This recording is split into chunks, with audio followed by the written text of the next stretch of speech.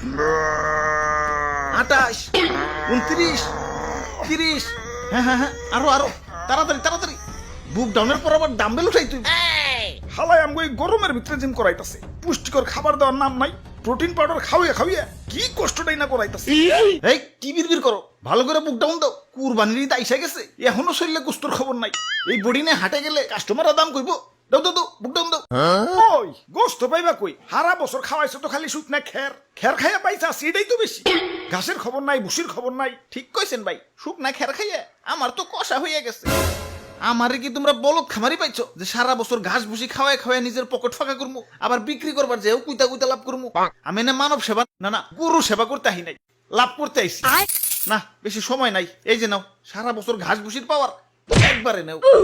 চিরা মশা কামড় দিছে রে, বড় মশা। ভাই এটা মশা না, এটা হলো গরু মোটা বানানোর ইনজেকশন।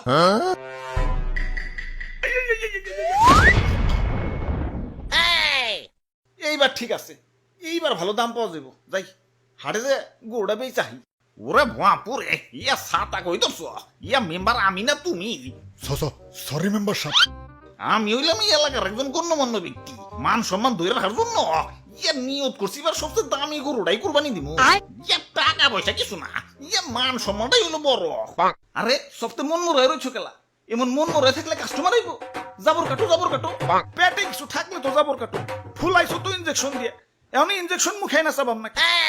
এই যে নাও সেন্টার ফুট, নাও জাবর কাটো।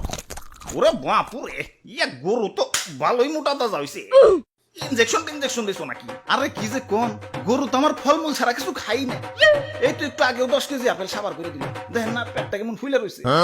হালার খামারি ইনজেকশন দিয়ে ফুলিয়ে এখন কইতাছো 10 কেজি আপেল খেয়ে পেট ফুলাইছে। কি বিশ্বাস হইতেছে না? দেখেন গরুর মুখ দিয়ে এখনো ফল ফ্রুটের গন্ধ পাইবেন।